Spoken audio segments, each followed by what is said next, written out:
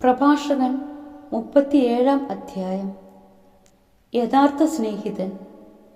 ഞാനും നിന്റെ സ്നേഹിതനാണെന്ന് എല്ലാവരും പറയും, എന്നാൽ ചിലർ നാമമാത്ര സുഹൃത്തുക്കളാണ്.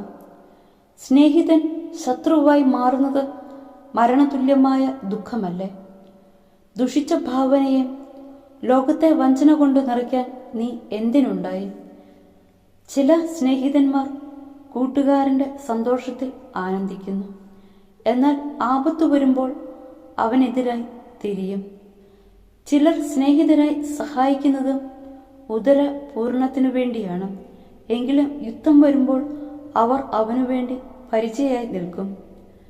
സ്നേഹിതനെ മറക്കരുത്, നിന്റെ ഐശ്വര്യകാലത്ത് അവനെ അവഗണിക്കരുത്.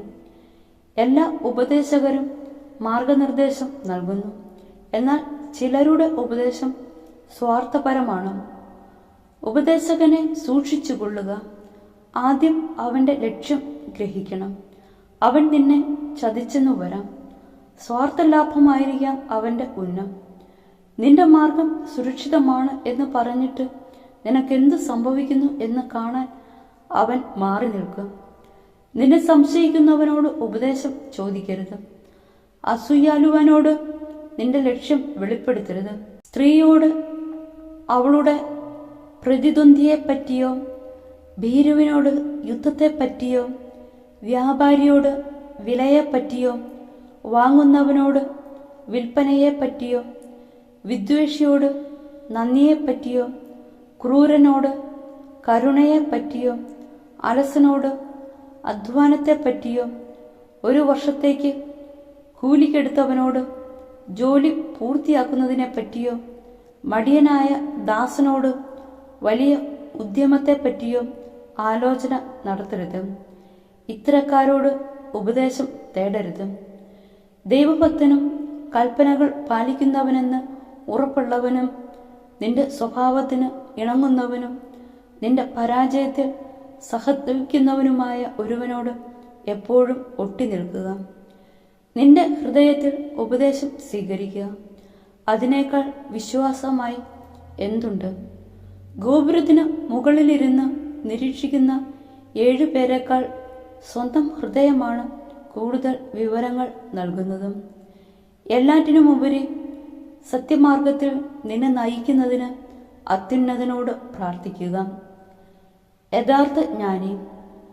ചിന്തയാണ് എല്ലാ പ്രവൃത്തിയുടെയും ആരംഭം. എല്ലാ ഉദ്യമവും ആലോചനയുടെ തുടർച്ചയാണ്. ചിന്ത ഹൃദയത്തിൽ വേരൂന്നിയിരിക്കുന്നു, അതിന് 4 ശാഖകളുണ്ട്: നന്മയും തിന്മയും, ജീവനും മരണവും. നാവാണ് ഇവയുടെ നിയന്താവ്. മറ്റുള്ളവരെ ഉപദേശിക്കുന്ന സമർത്ഥന്മാരുണ്ട്, സ്വന്തം കാര്യത്തിൽ അവർ ബുദ്ധിശൂന്യരായി പെരുമാറുന്നു. വാചാലതയുള്ളവനും ശത്രുക്കളെ സമ്പാദിക്കാം, പട്ടിണിയാണ് അവന്റെ അനുഭവം. ഒന്നിലും ജ്ഞാനമില്ലാത്തതുകൊണ്ട് കർത്താവ് അവനെ അനുഗ്രഹിച്ചില്ല. തൻ കാര്യത്തിൽ ജ്ഞാനിയായവന്റെ ജ്ഞാനം അവന്റെ വാക്കുകളിൽ ഒതുങ്ങും. ജ്ഞാനി സ്വന്തം ജനത്തെ ഉപദേശിക്കും, അവന്റെ വിവേകത്തിന്റെ ഫലം വിശ്വസനീയമാണ്. ജ്ഞാനിയുടെ മേൽ സ്തുതി കുന്നുകൂടും, കാണുന്നവരെല്ലാം അവനെ ഭാഗ്യവാനെന്ന് വിളിക്കും. മനുഷ്യന്റെ ദിനങ്ങൾ പരിമിതമാണ്, ഇസ്രയേലിന്റെ ദിനങ്ങൾ സംഖ്യാതീതവും. ജ്ഞാനി സ്വജനമധ്യേ ആദരം നേടും, അവന്റെ നാമം അനശ്വരമാകും. മകനെ, ജീവിച്ചിരിക്കുമ്പോൾ ആത്മശോധന നടത്തുക, ഹാനികരമായത് ചെയ്യരുത്. എല്ലാവർക്കും എല്ലാം നന്നല്ല, എല്ലാവരും എല്ലാം ആസ്വദിക്കുന്നുമില്ല. ആഡംബരത്തിൽ അതിരു കവിഞ്ഞ അഭിനിവേശം അരുത്, ഭക്ഷണത്തിൽ ആർത്തി കാണിക്കരുത്. അമിതാഹാരം രോഗത്തിന് കാരണമാകുന്നു, അമിതഭോജനം ദഹനക്ഷയമുണ്ടാക്കുന്നു. അമിതഭോജനം അനേകരുടെ മരണത്തിന് ഇടയാക്കിയിട്ടുണ്ട്, അത് നിയന്ത്രിക്കുന്നവന് ദീർഘായുസ്സുണ്ടാകും.